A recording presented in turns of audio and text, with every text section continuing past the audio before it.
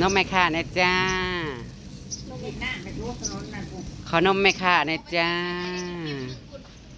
แอปเปิลรวยสีลงมาสวัสดีอีกรอบพี่น้องกินต้มทั่วกับยังบ่แล้วย่ายังอยากกินนมแม่ค่า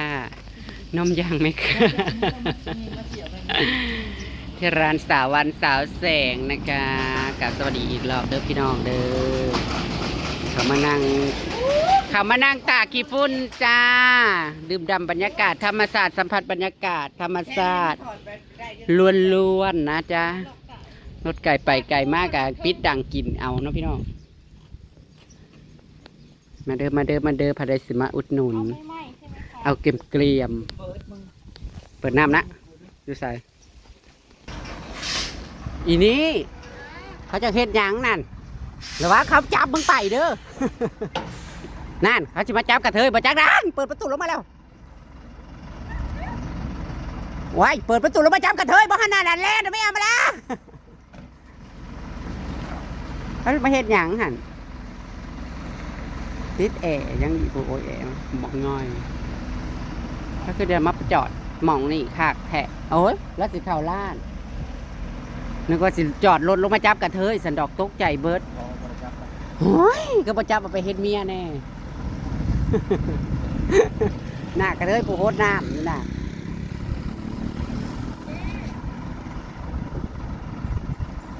อะไรเราอยากซื้ออันนี้บ่ก็ให้แล้วก่อนเสียสละให้ผู้ชายบ่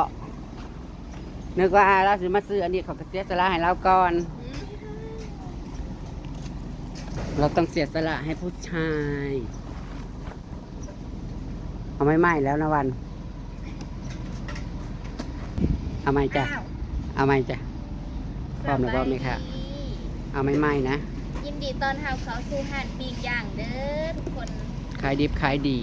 เป็นเททีมเทคว้างก็ได้ขายอยู่ให้บ่นางขาย7กิบเด้อชื่อคือว่าไซซันนี่แหละบ่เป็นไม้ถึงเฮานี่คือว่ามันดักต่ำ จะคือว่ามันดักต่ำนี่แหละอันนี้ปิ้งค่ะลูกค้าจะกำลังเปิดห้างเมื่อวานนี่ไปลงตลาดผู้บ่าวรถแกยังนี่นะซ้ายเหรออ๋อ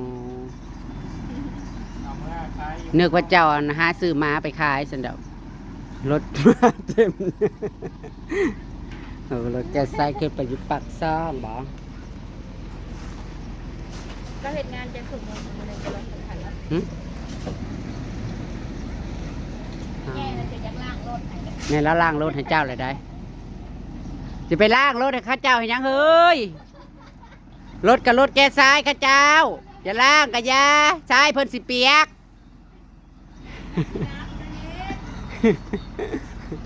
เอาใหม่อีกก่อนค่ะแม่บ่ได้แล้วมึงจะไปล่างรถให้เพิ่นตีอีนายมึงจะล่างรถให้ข้าเจ้าตี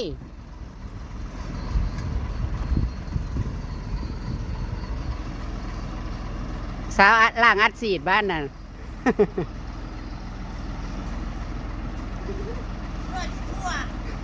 พอว่าต้องไปโฮสดอกเขาบ่เล่นประจำดอกแพงไว้เล่นสงกรานต์น่ะน้ำมันสิเบิดช้ำเงียวมานี่หัน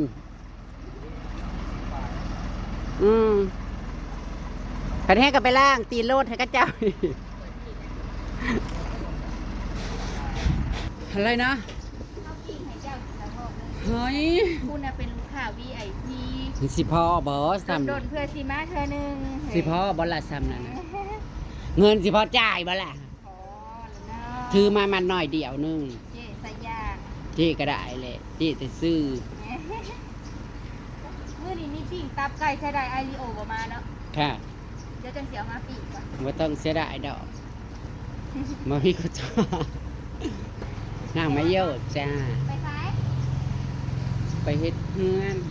ไว้อะไรละเมาไปยังสั่งไปนะจักเพราะว่าอันอ๋อเขาเจ้าสอบอันนั้นดิ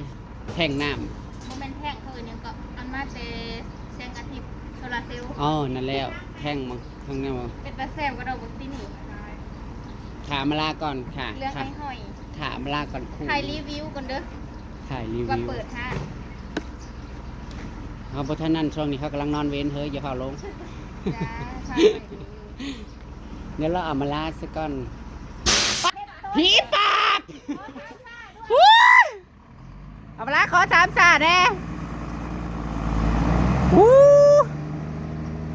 ตกใจเบนเลยกินแล้วมันเย็นมาเลยนะมันแตกเห็นไหมถ้าจะไปโหดทนทางอยู่จงไปเล่นสงกรานต์ในน้ำน้ำให้ก็อึด จะเป็นโรคหัวเด็กค่ะ โอ้ยกินโอ้ยเสวยสันสันไหมสิอาเซนสันจ้ะขอโทษ สวัสดีจ้า มาพี่น้องเอ๋ย เด้อจ้าซื้อสูตรไหมค่ะกินก่อน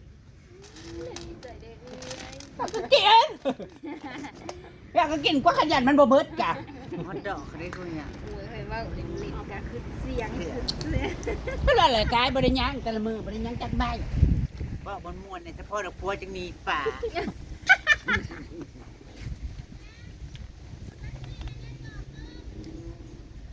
สิไปเลยสิ ใครก็ผู้ว่าม่วนอยู่ผัวกับบ่อยู่น้ พัวก็มามีอยู่เลย อันละ5 บาท ำผัวกับบ่อยู่น้ำบ่เว้าบ่ม่วนถ้าสิเว้าแนวใดเอ้ยคนละยุทธ์บัดนั้นเราบ่ม่วนกับผัวนี่สิเว้าแนวใด จะสอบดู มาคิดเสียดายที่หลังได้ไปแล้วเฮ้ย อันว่าบ่ เฮ็ด ม่วน กับ นะ เขาบ่ม่วนแล้วก็เฮ็ดกับเขาบ่เรียบร้อยบ่นั่นเอง เห็นอะไรเฮ็ดกับข้าวบ่เรียบร้อยนี่เรียบร้อยทุกเทื่ออยู่ได้ล่ะถ้าได้ลงมือเฮ็ด บ่มีการสำรวมนะ บ่สำรวจ เพราะเขาถิ่มแล้วก็คิดเสียดายแต่คิดไปคิดจะไปแก้ไขในอดีตประมาณนี้เองโน่นนี่นั่นน่ะ เอ้าอันนี้บอกกันเลยเด้บอกกันตั้งแต่ข่อยเป็นคนเว้าบ่ม่วนนะข่อยบ่ได้แม่นคนบ้านนะบอกตั้งแต่มื้อคุยกันผมไม่ให้มาว่าอันมือหนึงมือเดียวก็บ่ได้แล้วว่าเขา เขาก็ ก็ ว่าจะเปลี่ยนไป เขาจะกินเป็ดแล้วมันเป็นบ้าบ่ไว้ชอบไม่เหลือ เนาะ มหรือว่า เขาสิมากก็มาก อืม เป็นตัวของตัวเองนี่แหละเขาก็หูอยู่แล้วนะเสียมาให้เฮามาเปลี่ยนมือใดมือหนึ่งบ่ได้เป็นไผเนี่ย อ่ะสันเถ่านะสันเถ่าแล้วก็สันก็เว่าบ่ม่วนพร้อมนะเด้งบางตอนก็ป้อยพออยู่นะบางตอนก็จะคือหยังมันหยาบ มันงวดนมเท่ากับนมมุม มาสิถือหมองแป้งมันแล้วก็มาถือหมองนมมัน อันพลอยๆนะแป้งนมหรือสมวแป้งมันก็สิตืดมันจะเป็นแป้งอันเดียว เพราะเที่ยวมึงอะมันกินได้นมมันนั่งอะไรนั่งที่กูมาผัดแซ่ ที่พอแล้วมึงกินได้ที่แม่น่ะกินลูกก็กินแล้ว แต่ละคนก็มาบ่คือกัน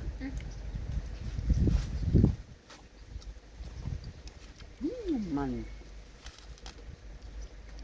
กินไหมละกินไหมกูซื้อได้เด่น เปลี่ยนใจรักษาตะกี้ว่าสิเลี้ยงมันเห็นมันบอกเห็นมันอ้าปากก่อนก็เลยสิกิน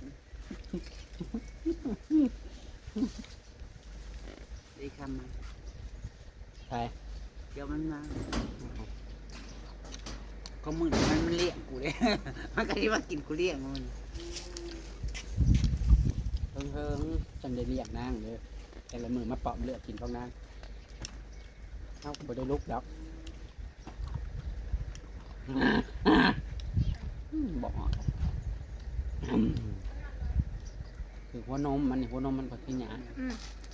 บัดหัวมันผันหยาบแต่หัวอันพาวเวอร์มันน่ะ นั่นหัวเบาจุกมัน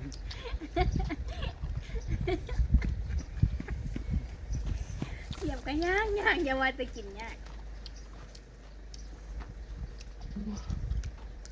มือเล็กออกพี่น้อง มืออื่น มือเป็นวันสิ้นเดือนนะคะ การจะถือรางวัลที่หนึ่งเดือนหน้ามืออื่นนะมือสิ้นก็ ซื้อลอตเตอรี่ไปจักใบละ 3-4 ใบเอาเผื่อกันถือกับ เร็ว 12 ล้าน16 ล้านนั่นเนาะอามาดำ6 ล้านอามายังก็เนาะ มโนไปยังมโนเองหรือยังโอ้ถึงจะไปอยู่ไซน้อยอย่างวันนี้ เบาแล้วมันจะเกิด ตอนไปโมกไปยายน้อยชื่อมาละ9 ใบบริมีตัวใกล้จักโตเลยหุ้ย ตั้งแต่น้ำมันบริสุทธิ์เลย ถอยแบบ คือลอตเตอรี่ เอาแม่หมอบอกว่าคือซื้อเลขหกโต๊ะกูก็ซื้อลอตเตอรี่แต่ว่ามันต้องหกโต๊ะ เพิ่นเคยบอกว่า เราเอากันเป้าเลยว่า เจ้าเม็ดเดียว ว่าเจ้าสิถือบ่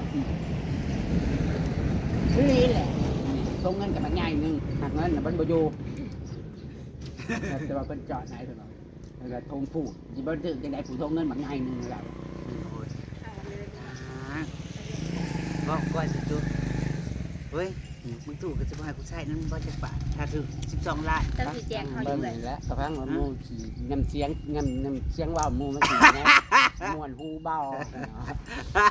มูที่ข่าวทางถือเบา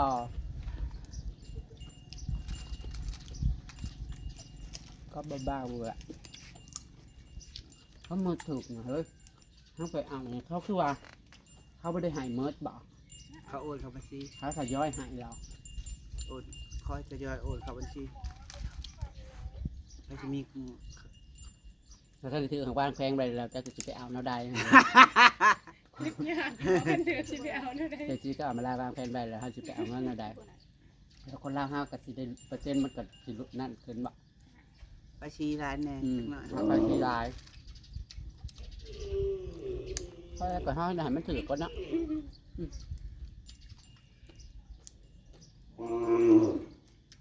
บ้านห้องเนี่ยไป100 ล้านมันจักล้านปลายบ่ตัวมือว่าถือเลยที่6 โต๊ะไป100 ล้าน400 ล้านไป100 ล้านวางแผนเลยแล้วให้ไปเอาเงิน ซื้อย่างละ2 ใบบ่ซื้อย่างละใบ ยังระบายนะซอง ซื้อย่างละคือ คูหนึ่งตัดคูหนึ่งกับ2 ใบเป็นที่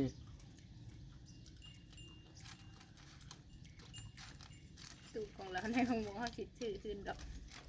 พูดแล้วนะเรียกสิคือประมาณที่1จะ โอ้ย จำนี้ ต้มอันนั้น ซื้อ นะ วันที่6 ล้านติดคอแน่ใจติดเท่าไหร่ให้เท่าไหร่ก็เอา เป็นคน เงินหนึ่ง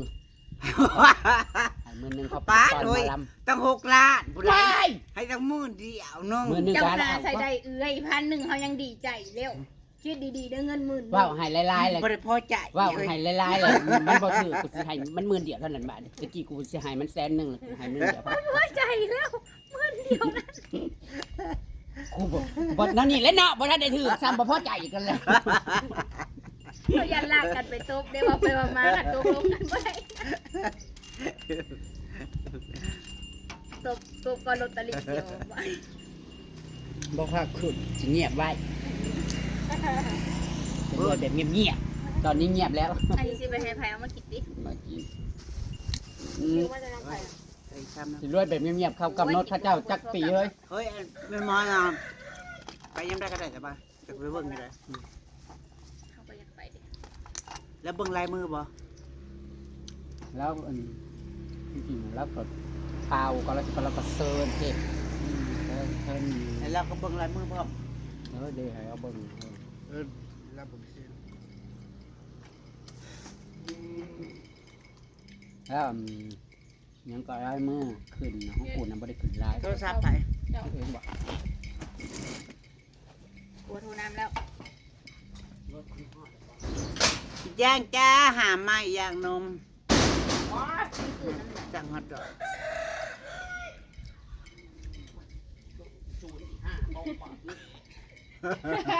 ผู้ชายบูไป คิดว่าผัวโทรมาสิ โทรมาหาสักแปดยังน่าจะไม่ น้ำอ้อยอ่อนหวาน ซิมกูบ่ได้ทุกปานนั้นเด้อสิมาให้กูเงินอยู่กูสนใจจะได้เงินไปลงทุนบ่าจะได้ไปพาทีสองกันเลยกระซังนะ ฮอตมีผัวลงมาครบทั้งหมดละ ตักมาลงที่ไหนวะมือมันซีเสียอะไรเงี้ยวัน ไปเที่ยวแต่นะ ฮอดเหรอเขาเดี๋ยวนึง ต้องเสมอนะ ตามทีมึงมีซีเสียนะวันจันทร์วันคานพุธพฤหัสเขาเสียวันคานมื้ออื่นพุ่นปกตินึงเอ้าช่วยจ้ะ ไปเดี๋ยว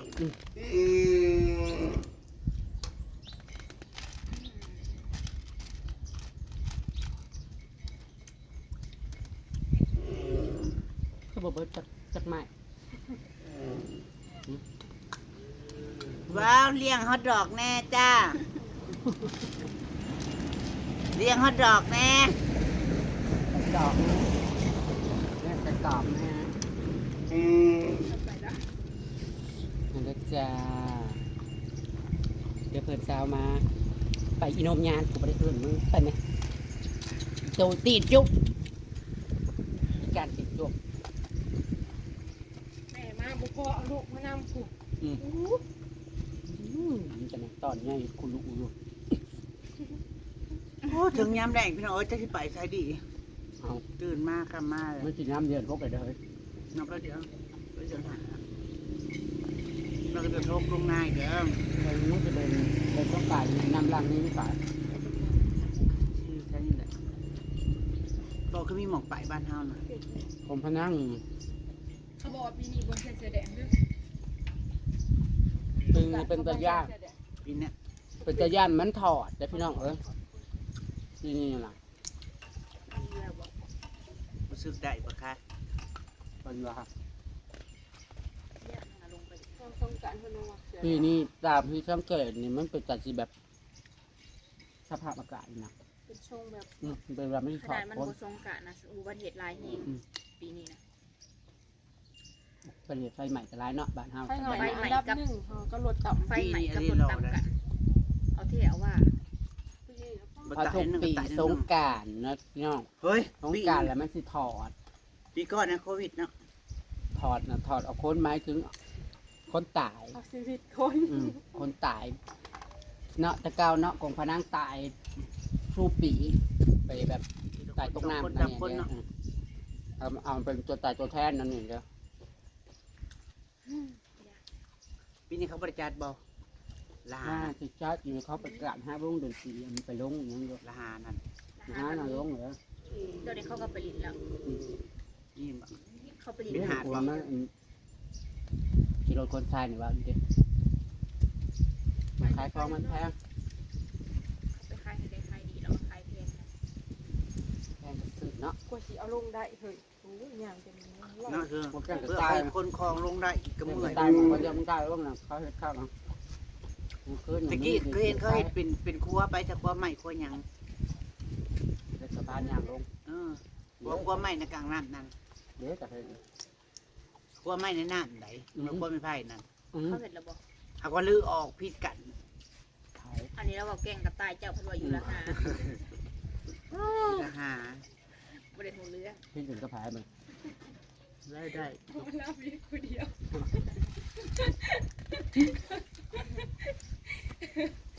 นี่นะฮะมันลาวีคนเดียวโอ้ เอาไว้สิกินกับซิบไม้ก่อนหาไม้กับบ่เบิดนี่สมัยอีม อยาก อี กิ ม น น้อง น้ำใช่ชื่อน้องเพื่อนเลยกินน้ำ มุกกับแคนเนาะ แคน ทำมาแล้วกับบ่กินช่อย ตาบริบิกวัน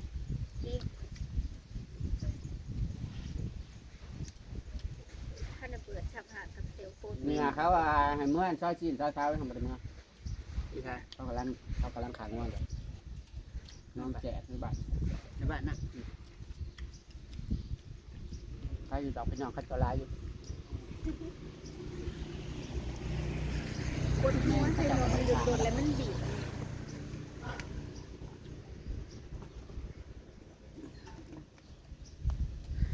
เราก็ต้อง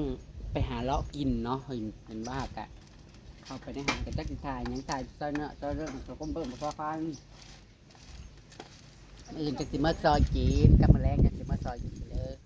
นะแต่มาหาเลาะกินแนวได้ซื้อสกัน คุณเจ๊เขาว่า งานแจกมีสีผุดเสียเลยโอเคนะคะพี่น้องค่ะมณีกางั้นเราะกินไปทั้งบ้านอามาลานะจ๊ะหาอยู่หากินแนวได้ซื้อจ้าแซ่บอยู่ ไม่เห็นได้กินฟรีจ้ะ กินแนวได้ซื้อแน่พี่แน่น้ำเลย เล่ละเล่น้องก็อุดหนุนนะกว่าเงินหาเงินเจ้าให้เอาใส่น้ำแน่ เป็นจนบ่มีหม่องมีอ่ะเจ้านี่จนสิบ่มีหม่องปงหักได้กินอยู่บ่จ้ามากินย่างนมสวรรค์นะคะพี่น้อง